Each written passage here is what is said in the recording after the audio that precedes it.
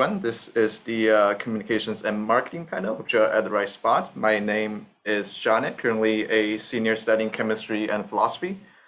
This panel is really close to home since my first internship experience was actually with a marketing agency. So really excited to hear from our amazing panelists. With that, we'll first start with introductions from our three amazing speakers. If anyone wants to volunteer or Brian, do you want to get started? Please. Yeah. Hi, guys. Brian Goldstein. I am CAS, WCAS, class of 96, and then Kellogg part-time program class of 2006. I was a history major and business institutions minor. Didn't really take any marketing classes until Kellogg, but went into advertising and a little bit of marketing, advertising, sales, and then had a long stint doing events and field marketing promotions with Nike on the retail side, working on the Nike Town stores mostly, leveraging big Nike partnerships for my little island that I was on in Chicago and running other markets. After I got my MBA while I was working for Nike, I went to go work for McDonald's and worked in the global marketing group working on Olympics and World Cup sponsorships. So at Nike, I had lots of events and promotions and experiential marketing campaigns going on all the time in many cities.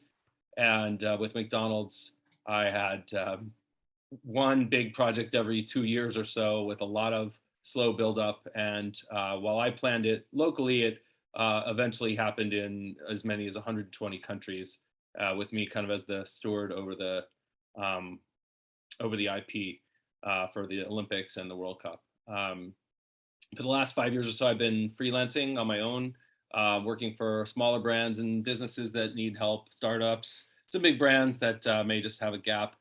And lately, I have been missing kind of the long-term mentality that I got from my education. And sometimes I see people at startups are like, what's happening today? What about tomorrow? And my thinking is like, well, if you're going to only think about today and tomorrow, you're really not thinking about your brand long term. So while I'm kind of wrapping up some projects and not taking anything too big, my focus now will be on finding something else in a full-time role, giving up my flexibility for I guess a more flat, constant paycheck. But I'm always thrilled to talk to students and happy to help you guys however I can. But thanks for having me.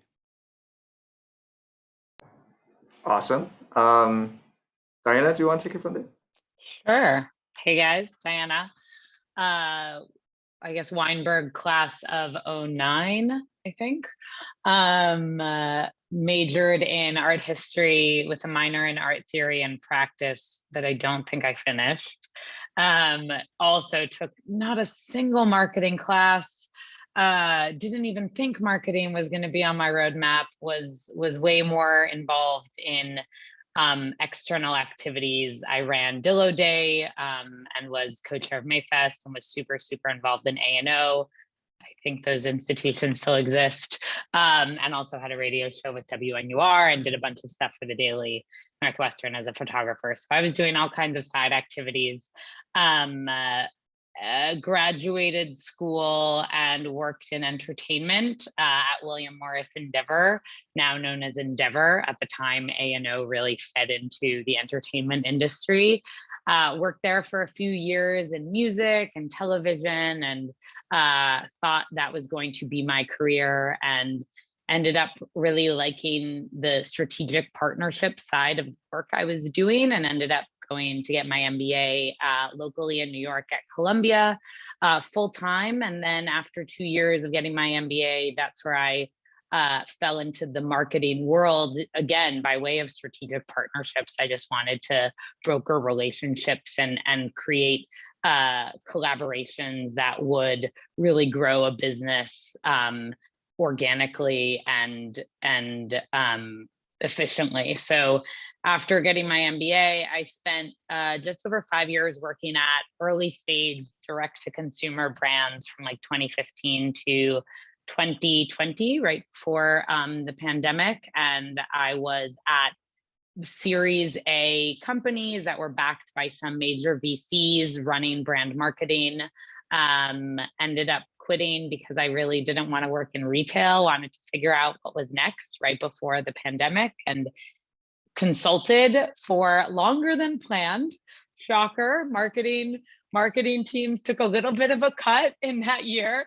So consulted for a while. Fortunately, I was able to consult for Lyft. I consulted for a company in the healthcare space that was very busy, worked in beverage and beauty and all over the places. I kind of figured out and took a lot of time to figure out what I wanted to do next. And today is actually my 1-year anniversary of working in crypto or Web3. So I now run marketing for a company called Consensus Mesh, where I am the head of marketing. We are a portfolio of 190 investments made since 2015. So we've been super early in the crypto space. We also have an accelerator program. We also have an incubator program. Our founder is the co-founder of Ethereum. So we've been playing very heavily for a long time, and it's phenomenal because not only am I working on the Consensus Mesh brand, but I also get to help our portfolio, and our portfolio is doing all kinds of different things. So marketing can, be something from events focused to content marketing, to thought leadership, to influencer strategy, to growth hacking. It really runs the gamut and has been a lot of fun. I'm based in New York, sort of live a nomad life because that's crypto. So that's me. Awesome. And last but not least, Jay.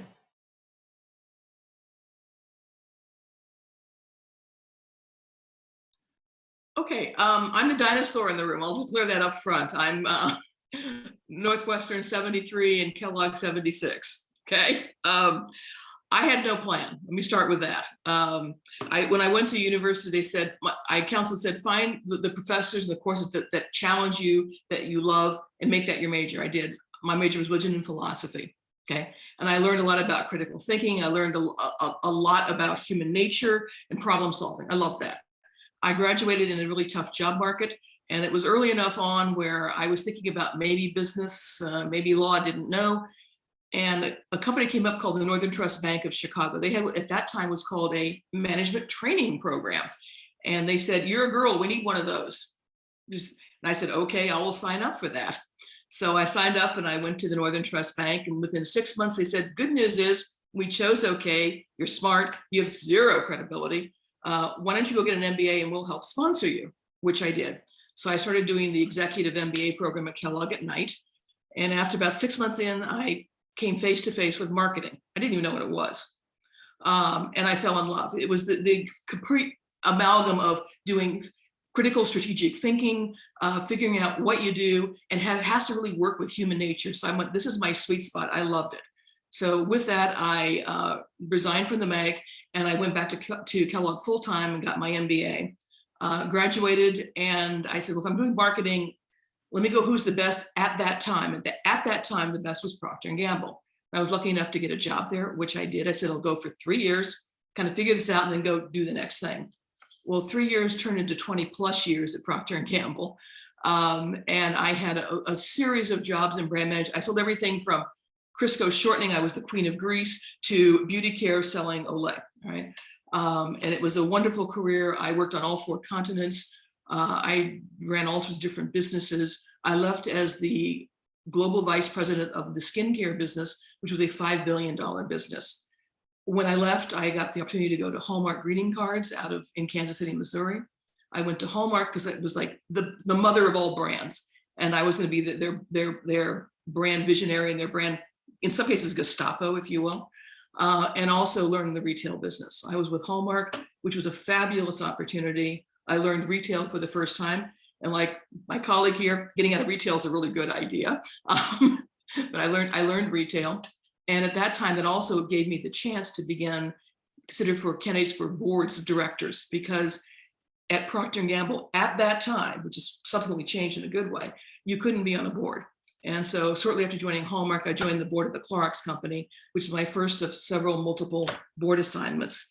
Coming out of Hallmark, I got a call from an old colleague of mine from Procter & Gamble who said, I now work at Kohlberg Kravis Roberts, which is obviously a private equity firm.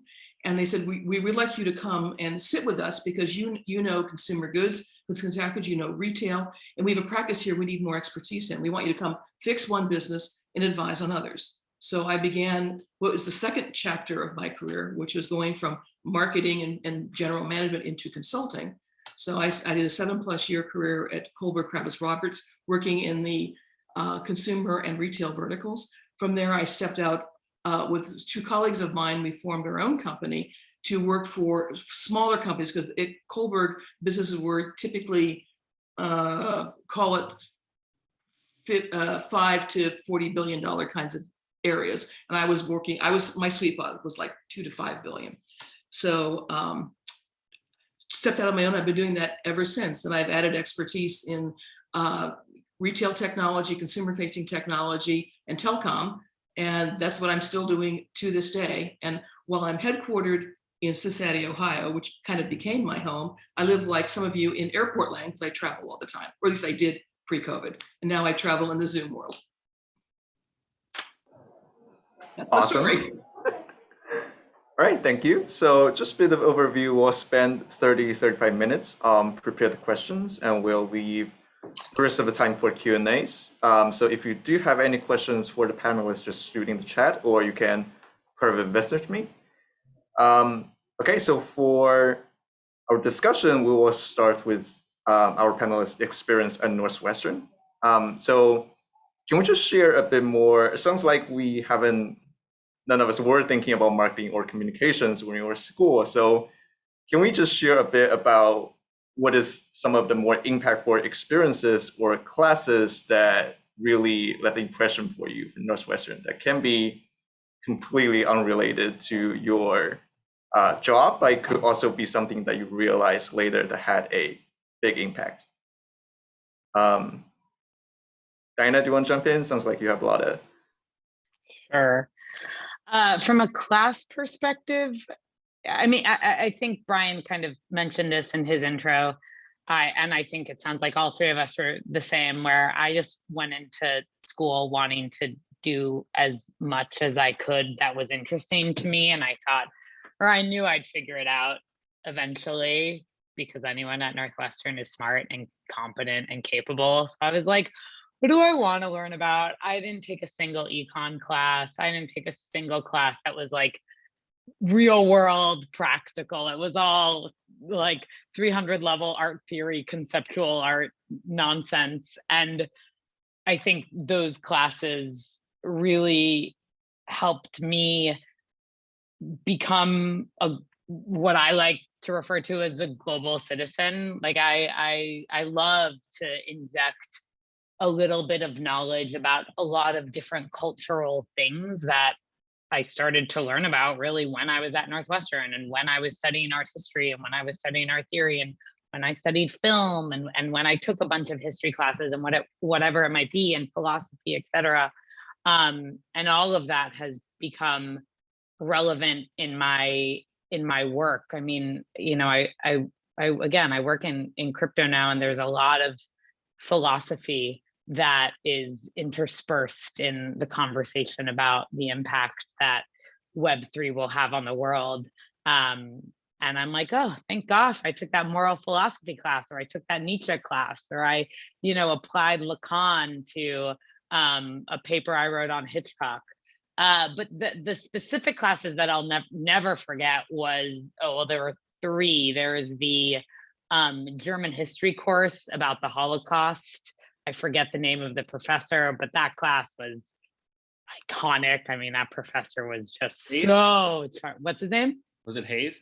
Yes. He just retired or something. I just saw his name in some of the emails. He was pretty impressive.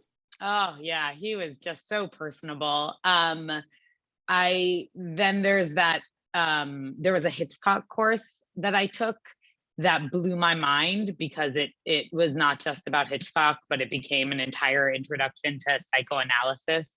I forget the name. I don't remember any names, but that class was amazing. And then there were like the more intensive art history courses from just some younger professors that were phenomenal. But it was just a really well-rounded education. And then of course I spoke to this briefly, but the other greatest education I got, of course, was the extracurriculars. I mean, working with A&O and Mayfest was basically working at a fully functioning entertainment organization when you're a 19 or 18-year-old interacting with major agents, major Hollywood movers and shakers, and trying to pretend like you know what you're doing when you absolutely have no idea. And that was very helpful when I then went into the real world, and obviously got me the job that set me on the course I've ended up on. And also just from like a network perspective, and the people that I am the closest with from Northwestern, it was all thanks to A&O and Mayfest.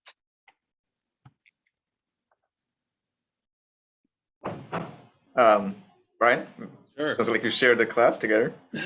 Yeah, just a couple decades apart, I guess. Yeah, he was an excellent professor, and I hadn't thought of his name, but it was like in an email, and he had aged the way I might have expected, and but it was memorable. I'll be honest, and this is not something I'm probably gonna put on social media or speak up at if I'm ever given an honorary degree or when I'm talking to the dean. I found a lot of the classes to be really interesting and exciting. I was a history major mostly because I kind of fell into, this is what I like and I'm interested in, and it'll kind of make me well-rounded. And it certainly helped my writing skills. And back then, when I started, we would send an email, but then the client wanted us to also send it in a letter format. So it was a crazy, like unnecessary mix of like, all right, send the email, but then also send a hard copy letter. And so I was certainly a good writer from that. But I found that supplementing the classroom learning with on-the-job training for me was most helpful. And when I talk to students, I've said this 100 times. I mean, it's awesome to be a lifeguard, and it's really cool to be a waiter because it's so much cash. And I did that as I graduated Northwestern. I worked at the Cheesecake Factory while I was interviewing for jobs. And it was, I mean, I would leave on a Sunday like disgusting and sweaty and tired, but with like $300 cash in my pocket. And yeah, I mean, but I really found that the internships that I did were probably the most helpful towards figuring out what I wanted to do with my career. I did, and I'm maybe not getting the order right, I think I did Chicago Field Studies program, which was through school. It was a full 4-credit classes. So it was equal to a semester of a quarter of classes. And it was 4 days a week in an internship that they helped you get, and then 1 day together talking about the anthropology and sociology of what you were doing and kind of transferring that back. So I found that really interesting. It also helped me make the dean's list because I got 4 A's. But it really helped me kind of to see, yeah, I mean, like I can talk to you guys for an hour and teach you how to drive, but you can't, if you haven't driven and you get in a car, you're like, oh, that instruction was kind of helpful, but I still need to learn how to do it in the car. So that was kind of, I think, what I think was the most helpful. And then I kind of did the opposite when I had been working in marketing for about 10 years and realized I knew a lot of answers, but not all the right questions to ask. And then that's when I went back to Kellogg to kind of get some of that classroom learning.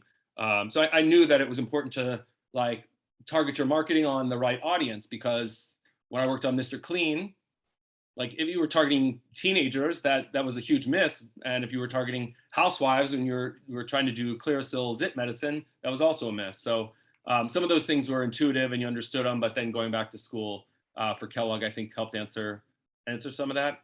So for me, if there's programs that you guys see, I would recommend anything that gets you out in the field. If it's 1 day a week, if it's great. If you, like I said, not everybody can take unpaid internships, and probably there's a push now towards more paid stuff. But if there's anything you can do that's supplementing what you're doing in the class with stuff in an office, awesome. If it's for a big brand, fine. If it's not, just because you'll hopefully get that closer connection with the owner, the manager, whoever it is that can help guide you in your career. But for me, I think that the field studies program was most impactful. So I worked at BP Amico in community relations for that. And then because I had done classes for the summer, I did an internship in the fall at Edelman Public Relations, which is really cool. And then the next summer, I did another PR internship at Creamer Dixon Bassford in New York, a smaller one. And yeah, I think that also taught me I've liked marketing, but not the PR side of it because their budgets are so small. But it was a lot of fun. You get to be really creative when you don't have a lot of budget for what you're doing. So anyway, that was kind of my track. I can talk about Kellogg classes that I like differently if we're talking about a marketing framework, but yeah, it's always struck me as unusual. And man, if I had enough money, I would write that check and make the Goldstein undergrad school of business, but I don't. But it would be great for undergrads to be able to, and you can take some crossover classes with Kellogg, or maybe now there's more marketing classes. But I think, and I might have taken a direct marketing class, which is not as relevant, but I don't think that I remember anything that had marketing in it besides that. And I don't count, Diana mentioned econ, I don't count econ or finance or accounting as like really marketing classes that would have been kind of cool to me then. So anyway, if you don't see it on in your syllabus and your class rosters, what you can register for, then make your own magic and get an internship or see if you can take a class at Kellogg. And just to hop in, I'll say I took one marketing course in business school and it hasn't helped me at all. So marketing's all on the job. And Jane? Yeah, I think back to my class at Northwestern, and I had one professor who said his name was Ed Perry, who headed up the religion department there. And he rocked my world because I grew up, oddly enough, in a very small town in Southern California, which was, I mean, we were so diverse. We actually had a Catholic in our town. Give you a clue of how I grew up in a very small little enclave. And when I came to Chicago, I was shocked about how much diversity difference that I saw. And Dr. Perry taught this marvelous course about the history of religion. And it just blew my mind. It opened my mind in so many ways. And it caused me to think about the world, look at the world in a very different way. So that set me on a path of, let me figure out how all the ways we're all different. And once I've done that, think about how are we the same and how do you kind of toggle between the two of those and make sense of it. So that he just really changed my world because I was, for a California kid, I was very naive and very, very sheltered. The other course I remember most was a sociology course. And I remember because they were teaching the work of Weber, who is kind of a terrifying sociologist in terms of thinking about how people look at the world. And your job is your job is to survive. To do that, you got to figure out, if you're the in group, you're the in group. If you're in the in group, everyone else is the out group. And how do I create leverage versus to be in the in group, keep people in the out group, which is, it's very Lord of the Flies kind of point of view of the world, right? But what I took from that, opposed to a Lord of the Flies view of the world, is that when it's not about the people, it is always about the people. So I've learned in whatever I have done, when you're doing with a marketing problem or a strategy problem or this or that, it's a people problem. Everything is about the people. It comes down to that. And that has carried me in so many ways through everything I have done, whether it was in my profession or in my avocation, whatever it is. It's caused me to really think and understand that it is always about the people. And that has been, I think, kind of a North Star for me that began at Northwestern in terms of how do I think about the world and being exposed to things that were just truly foreign to me. And that's probably some of the best learning and counsel that I got that has been a kind of a through line through everything that I have done in my career. And it's been immensely helpful. If I can solve the people problem, everything else takes care of itself. Great. I think we'll move on more to our thoughts on career development and how specifically we coming to our first job. So I think there are a lot of anxiety around students with figuring things out, especially in Weinberg. So really just want to hear more about your experience of what were you thinking when you were a junior, senior in college and thinking about your first job, how you make that move, and what is it that made you stay in marketing specifically? So if maybe we want to go reverse order this time.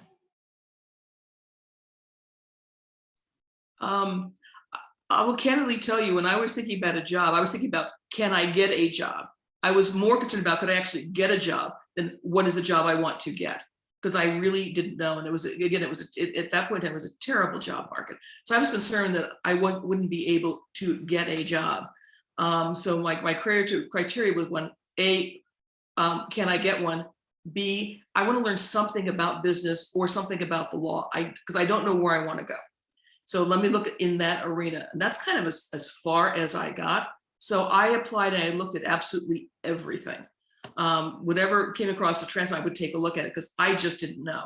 So I guess my advice and counsel was, my own experience was, look as broadly as you possibly can, because you don't know what's out there and what may pique your interest and what it might look like. And also what I also realized is that, you know what, anything I do right now, nothing is irrevocable. I really can't make a mistake at this point. And when your first job out, you really can't get it wrong. If it's not, doesn't suit you well after X period of time, fine, you can change. But it's not going to be the stake in the ground that's going to make or destroy your life. It just isn't. So I found casting a very broad net and saying, what could it look like? And listening to everybody, and then kind of pick and choose, say, what makes sense for me? What I found for me, one of the reasons I landed on Northern Trust, besides the fact they offered me a job, which was a big deal, is that their offering was one where I could go and learn, because it was a program where you would go into various departments and do various things over a 3-month period of time. So you got it kind of like it's like doing a broad survey course of what does finance look like in the banking industry. And I figured that's good for me. I like survey courses. I know I can learn something, I can figure it out. So for me, it was, give me a place to start, give me something I can figure out, and I'll go from there.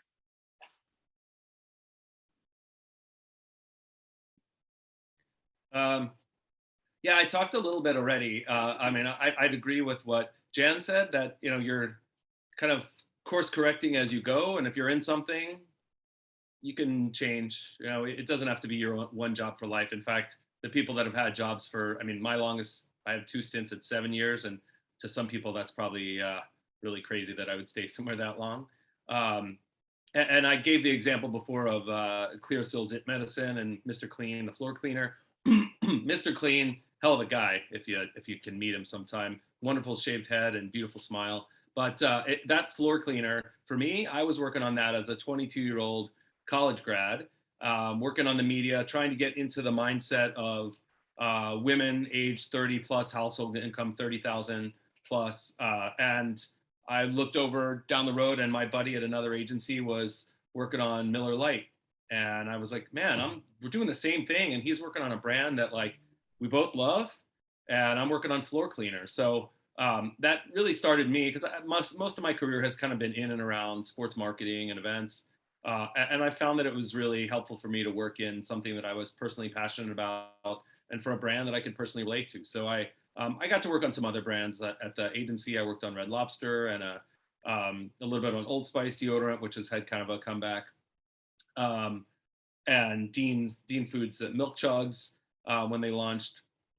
But for me, yeah, I've kind of steered towards, like, you know, where is there a brand that I can work on that I already know, or I'm a user of, that I can, you know, like, think like the consumer, rather than trying to be like, wow, let me get to know who is the person that, like, makes this decision when they're shopping. Like I said, I just felt like it would be an easier job to do if I'm like, yeah, I know that I buy beer on Friday, so then I would, you know, target my marketing on those days, whatever the example is. So going to work in sales at a sports website, rivals.com, then going to Nike, a sports brand, and getting to plan events, which I had a personal passion for, and then going to McDonald's, less connection with the brand, but Olympics and World Cup are kind of the 2 biggest sponsorships. So again, it was right in my wheelhouse. And then I've broken that trend a little bit over the last few years, consulting for brands that I was less connected to, but it's given me a chance to kind of learn more about challenger brands and startups and things like that. But yeah, I mean, for me, that's kind of what does it, either the function or the brand that you have a personal connection to. But yeah, if you've got a place that you're going to work, and it seems like this is not new to anyone, and especially over the last couple of years, I think, you know, with the Great Resignation and people feeling a little more empowered that, you know, it's not just the employer who controls everything. like you want to be around good people, right? I mean, if you're dreading a call from your boss, and we've all had that job, those of us who have worked, like you're not happy to talk to your boss or your coworkers, or you don't want to see them or talk to them, like it's probably not the right thing, and find something else. I mean, I'd probably be really happy working a really boring job if I had good people around me, and vice versa. If the job would be really exciting, but like a really terrible culture, yeah. So anyway, that's what I'd say. Exactly what Jan said, to kind of feel it out, and you can course correct as you need to. You can be at a big company and be like, wow, like the sales guys look like they're really doing stuff that I would be great at. Like I'll see if I can do a ride along one day with them and learn a little bit more, or do a rotational program like Jan did. So there's lots of opportunities. In a small company, you probably can learn the entire business. At a big company, you can see kind of, oh, there's lots of things, and maybe you can course correct, or you can leave and go to a different company and do something totally different. So it's interesting. I think I had that approach when I was a freshman and a sophomore, and I got to Northwestern. I was like, I want to try every activity I possibly can, except for going Greek, which I actually very much regret. But I did everything else. And it wasn't until end of sophomore year that I was like, okay, I know where my people are. I keep going back to A&O and Mayfest, but I was like, this is where I found my tribe. And that ended up dictating what I wanted, what I thought I wanted to do when I graduated college, which was work in entertainment. So all of the time that I spent in the A&O office in Norris, frankly, sacrificing a lot of my studies. Yes, I did fine, I did well, but I like definitely probably could have done a little bit better. But I was so laser focused on executing really flawlessly, while in a leadership role at A&O and Mayfest, because I knew that that was going to be the place where, or that would open the doors for what I wanted to do, working in entertainment. So I became really connected with the A&O alumni community, which was incredibly helpful. It's how I got my summer internship at a booking agency in Chicago, called Flower Booking, which was so wonderfully educational, and showed me all the dark side to the music industry. And again, it like created the relationships with older students who did go to my dream job, which was at Endeavor or William Morris. They were in the mailroom. It was this kind of iconic role equivalent to working in as an analyst at Goldman Sachs, but for the entertainment industry. And there were a bunch of kids who, you know, they were seniors when I was a freshman. I built relationships with them. And then when it was my time to look for jobs, we all protected each other and helped each other. And they made sure that I got the interview. And I was very fortunate. It was a very tough job market, but I was laser focused on getting that opportunity, was offered the job. I graduated without a gig, which I knew would happen. I was kind of mentally prepared that it wasn't a traditional recruiting environment where these companies could offer a job, you know, months before you graduated. And I've actually never worked in an environment like that, but I was just focused on working there. And when I graduated, I interviewed with them, they offered me the job. The next day they pulled the job because they had a massive merger, and they basically asked me to wait. Fortunately, I kept looking. You know, I was definitely going to be opportunistic. I wasn't going to like wait around for some agent to be like, hey, we want to give you this job and then never get it. But within the month, they called me back and they were like, we need you here. I was looking across the board at all other kinds of entertainment opportunities, but it was really due to that Northwestern extracurricular network that I had built that I felt really confident that I was going to get what I wanted to get. Again, it wasn't even close to marketing, and it wasn't until I spent 3.5 years there that I realized it made sense to go back to school, because all the jobs I was looking for after my time there were in strategic partnerships that, you know, sat under some kind of marketing function, and every job listing would say MBA required, MBA required, MBA required. And I was like, oh, guess my mom is right. Guess I should probably get an MBA. And she was right, and it was the best decision I ever made. But I I was focused in a way that, you know, I at the time when I was a junior senior, I didn't think I was so dedicated and focused, because it felt like I was just planning concerts and events. But in retrospect, I'm grateful for that. Great. Now we'll move on to more about advice that our students can share. So, what is one thing that you wish you would tell your college self if you can do that? Or what's one piece of advice that you would like for everyone here in the room to know? Whoever wants to jump in. I'll start since I was kind of in the middle before. One big thing that you get wherever you are, at a company, in college, and Northwestern certainly has no shortage of massive amounts of talent, people, wonderful people, is really building your network. My Kellogg program, it was a miss because it was part-time, and we were interested in getting in and getting our classes done and getting out and getting back to our families and to work. So I certainly missed on building my network as much during my MBA, but in undergrad, like, these are connections of people that you'll be able to have for a long time. Hopefully, you know, you'll be able to call your roommate, your dorm mate, someone from your fraternity, sorority, after school activity, whatever extracurricular you're doing, and be able to talk to them. Maybe you're in sales and you need to call on them, or maybe you're looking for a job and you're saying, hey, I know that you know so-and-so who works at such and such. Would you put in a good word, or could you find out? I'd love to talk to them about what it's like working at ABC company.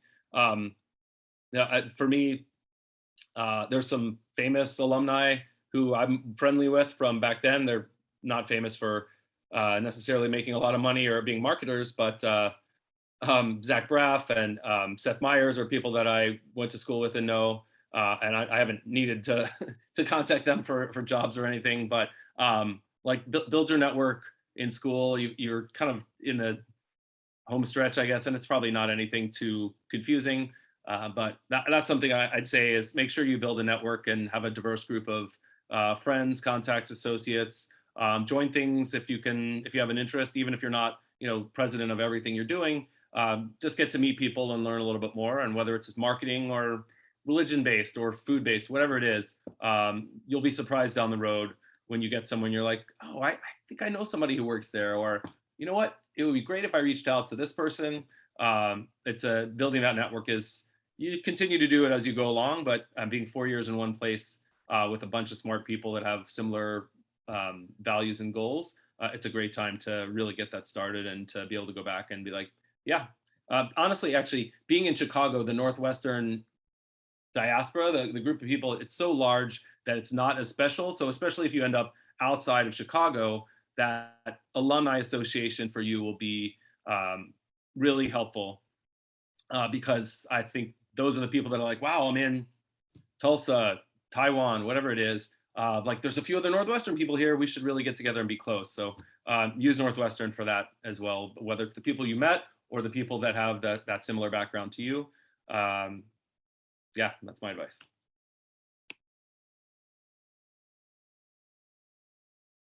Hey, I'll jump in and build on that. I can't think of anything more important than building one's network. And I will say, in my own personal experience, was the best network I ever built was because I had longevity at Procter & Gamble, and that network is absolutely phenomenal.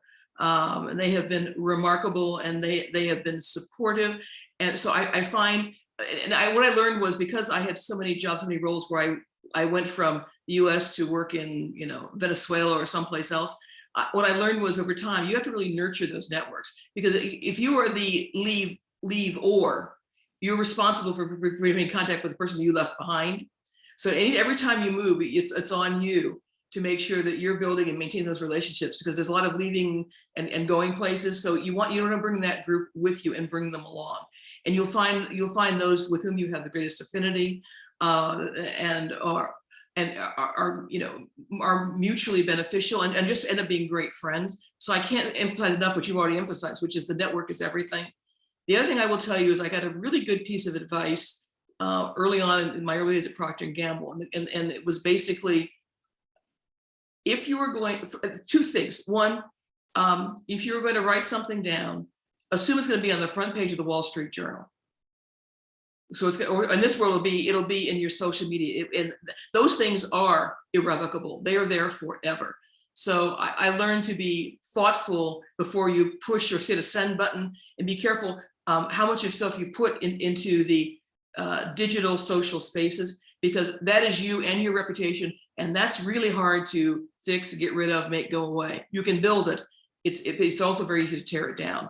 At the same time, the other piece of learning I got was, as you are interacting and working in whatever work environment, or even in your student environment, it's really important to be able to have, I think, the courage to say, to tell the person what you were thinking about or what you need from them, and not go through a third party to do. It's really important, I think, to have respect for the people in relationships. So it's always a direct one-to-one. If you can't see the person face to face, you shouldn't be saying any place else at all.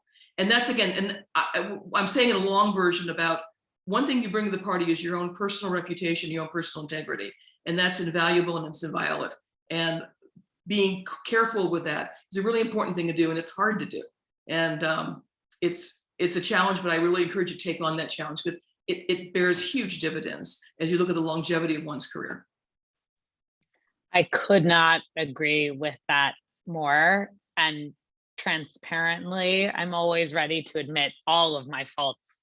There are many, but it was hard to have great relationships with absolutely everyone I encountered in college, right? It's college. I was stupid. I did stupid things. And I remember there were some people that I was jealous of, or, whatever the insecurities I was dealing with when I was 19.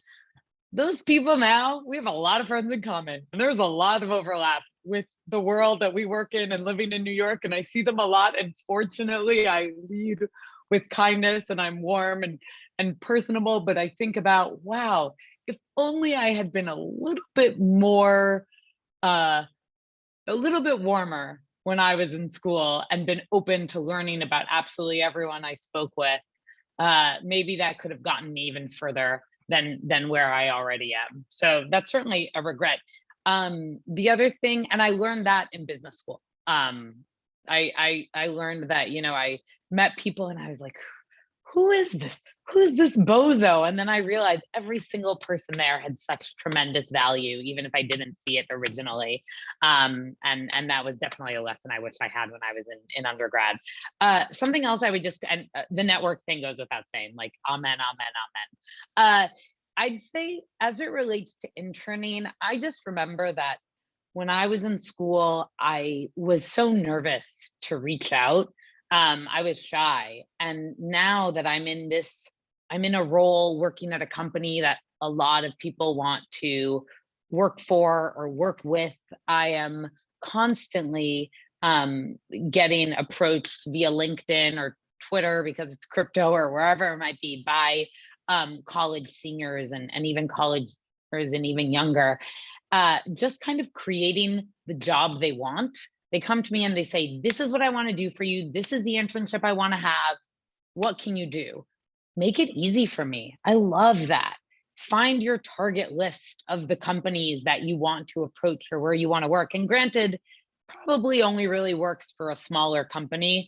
If you're going to a Procter & Gamble, I think it probably is quite difficult to penetrate or find who the right individual is at the organization. But a company like mine that's just 30 to 40 people, where I do see all of my LinkedIn messages, having someone reach out to me and say, hey, I know what I want, and this is how I'm going to do it, and this is how you're going to help me, and I'm going to help you. Really meaningful, and also just shows such confidence in the candidate, that I want to help them, whether there might not be a role immediately at the company I'm working for. There might be a role within my network that I can connect them with. So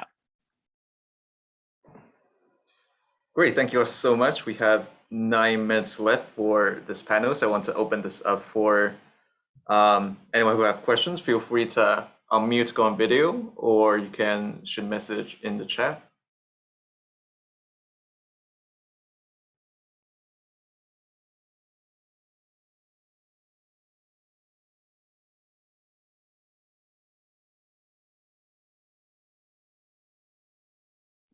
I'll turn it around and I'll ask the students that are on something that I asked earlier in our prep.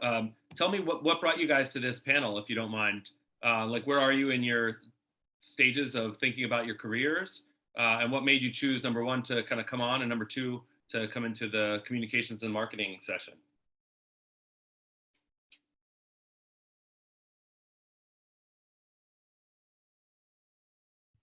I could go. Sorry, I don't have my camera on. I'm in a very weird place. It's embarrassing. But I'm a sophomore. I'm studying cognitive science, and I just took on communication studies, mostly to make myself more marketable, because I don't know what I'm doing with my cognitive science degree. And the main reason I came here was because I was hoping to get some insight on what I could do with myself, and also because of frustrations I had while looking for internships in marketing, because I did see a lot of job opportunities that needed you to be pursuing an MBA or to have some marketing experience, and I was very lost. But this has been helpful, so thank you to all of you. Sure, thanks for speaking up. Anyone else want to go? Anyone else have a different question back for us?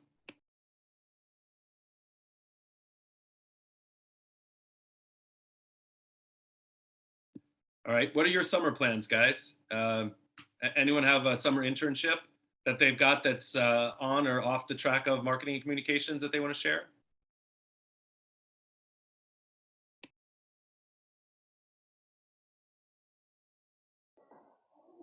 Well, we do have, okay, well, I can answer that. I mentioned I was, my first intern was actually with FCB, so that's a marketing agency. I was doing a lot of analytics work. They were still a lot, they are still doing a lot of sort of TV paper-based stuff, so kind of move it away from there and now into tech. So I'll be joining Zillow as a product manager.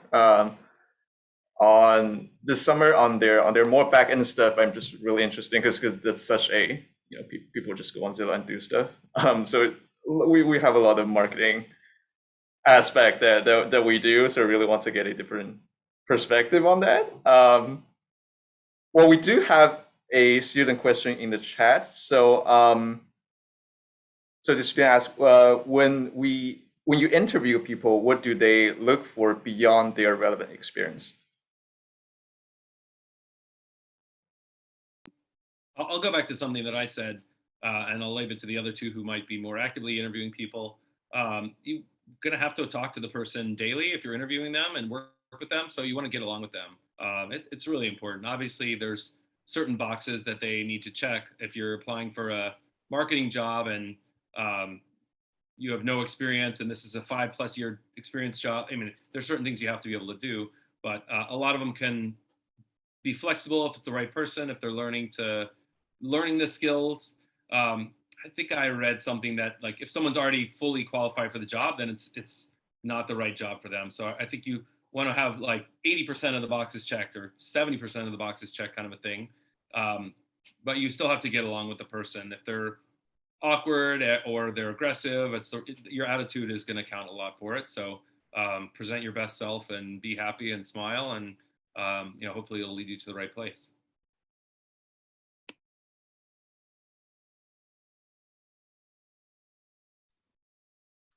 Yeah, I was going to say, in terms of what I look for, or what I've experienced, it's been very often, how well do you think? What are your critical thinking skills? Are you able to solve a problem? What is that? So how well do you think is one thing. Another thing is, are you resilient? Because part of the work is just showing up. You make a mistake, you show up, you fix it, you move on.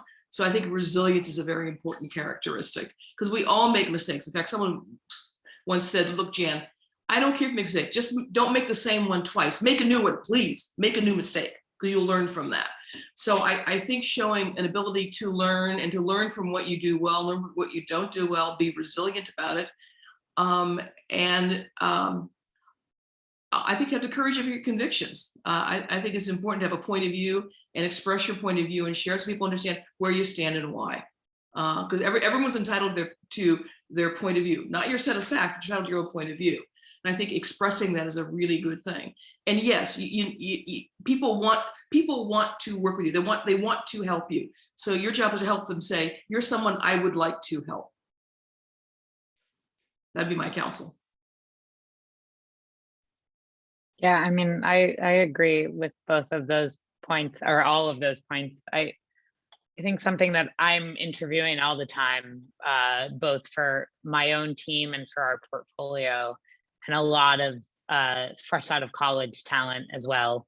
And something I've just noticed as a trend. Well, first of all, I think we probably all agree, gotta send a thank you note. For me, non-negotiable. It's a non-negotiable.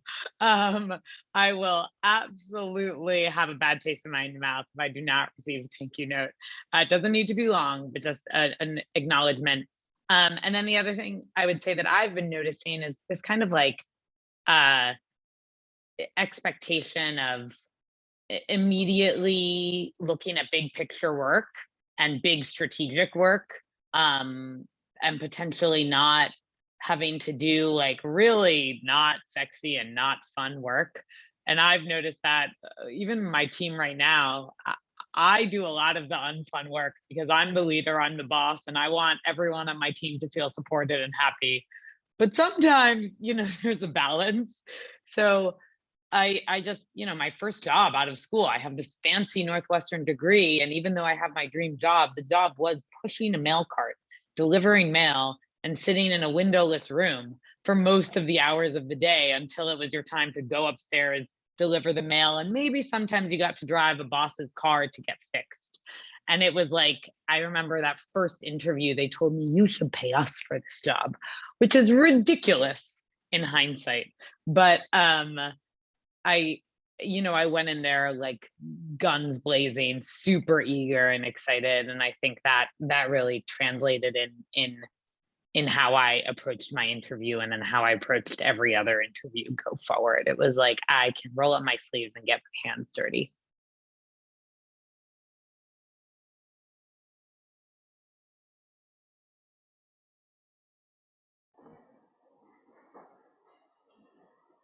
Any other questions? We have 1 minute left.